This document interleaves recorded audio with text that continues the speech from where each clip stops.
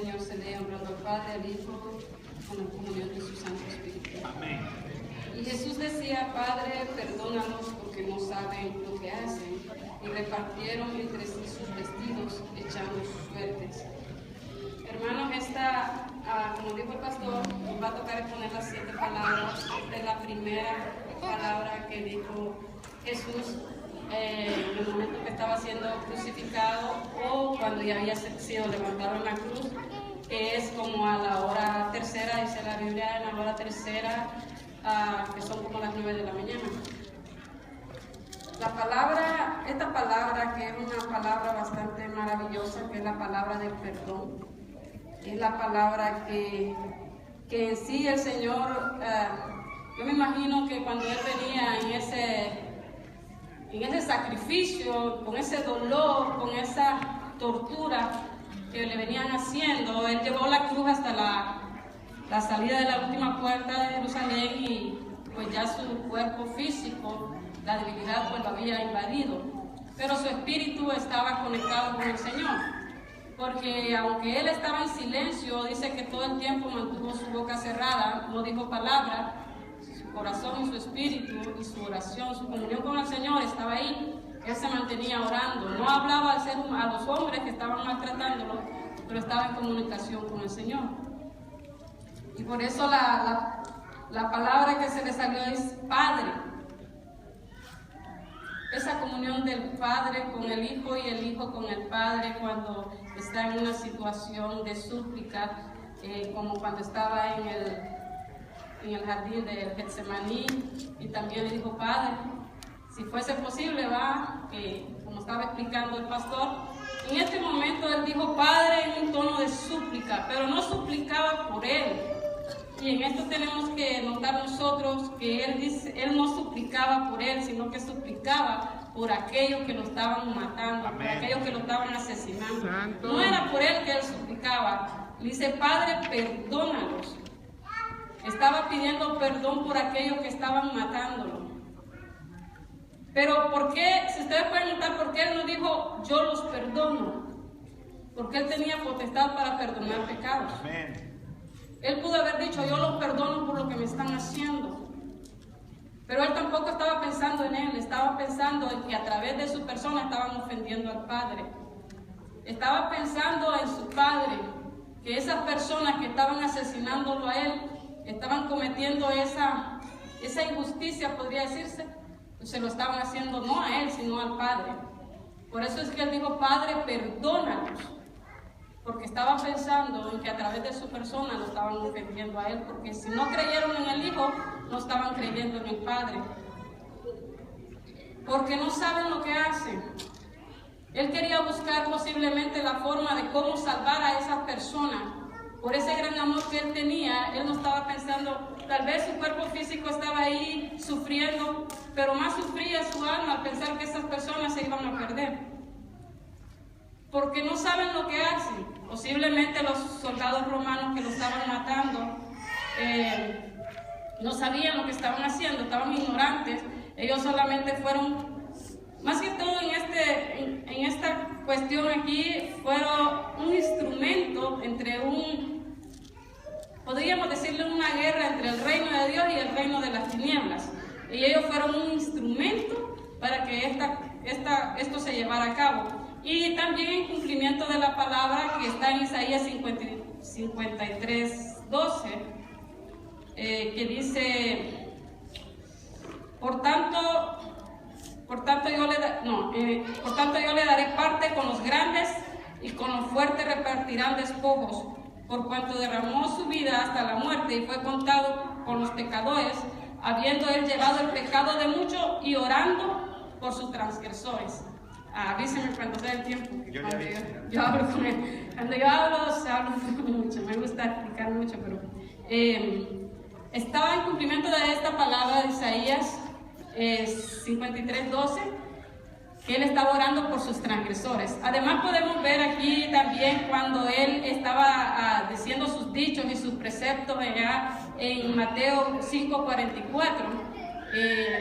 Si me lo puede buscar alguien, Mateo 55:44, también él estaba haciendo un modelo a seguir. ¿Por qué? Porque lo que él estaba diciendo, él estaba haciendo, él estaba viviendo la palabra que él estaba dando, así como nosotros tenemos que vivir la palabra de Dios.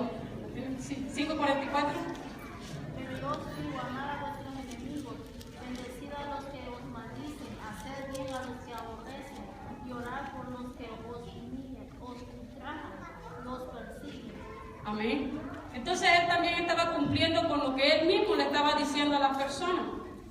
Estaba pidiendo perdón por aquellos que lo estaban matando y estaba pensando en la salvación de esta persona.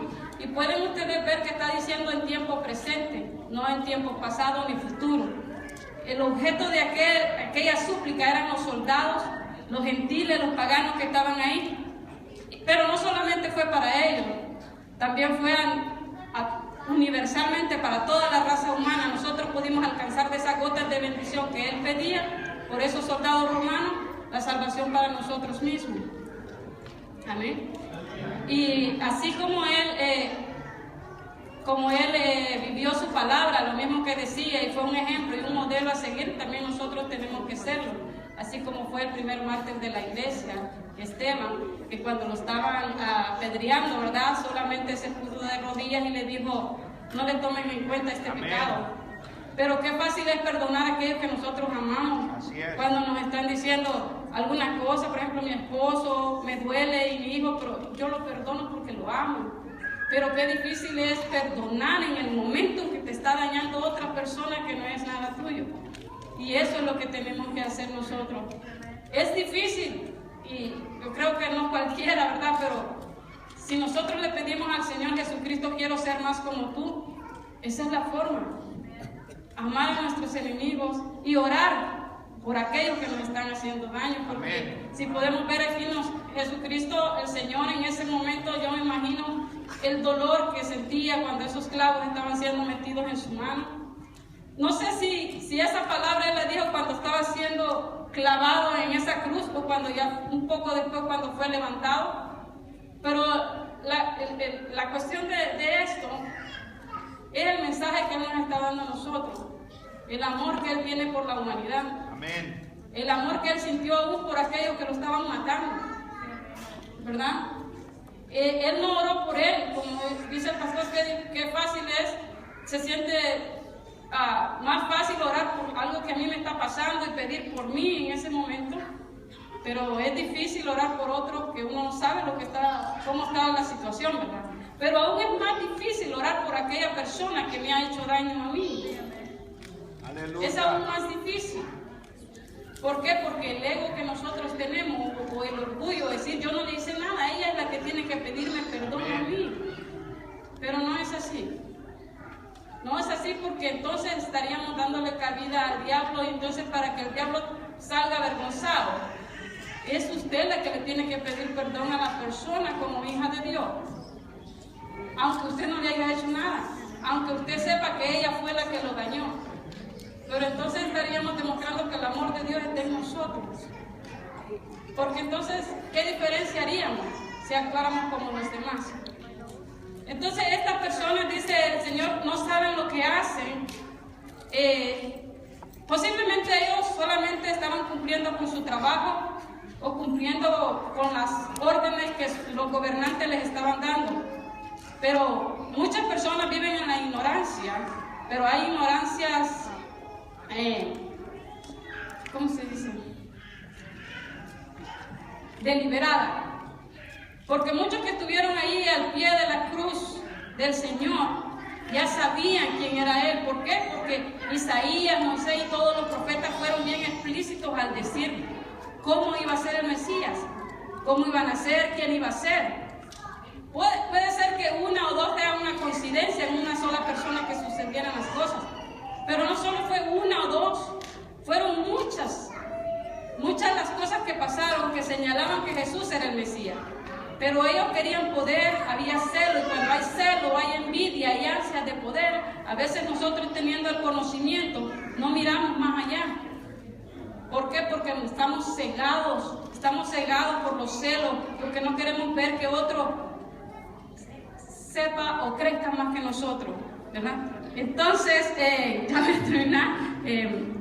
La cuestión aquí, hermanos, es que hay ignorancia deliberada y hay ignorancia que realmente por falta de medios de conocimiento, porque no pueden seguir instrucciones, ¿verdad? Pero muchos sabemos de que a veces tenemos que seguir el ejemplo que el Señor Jesús nos dejó. Amén. Vivir en comunión y en oración.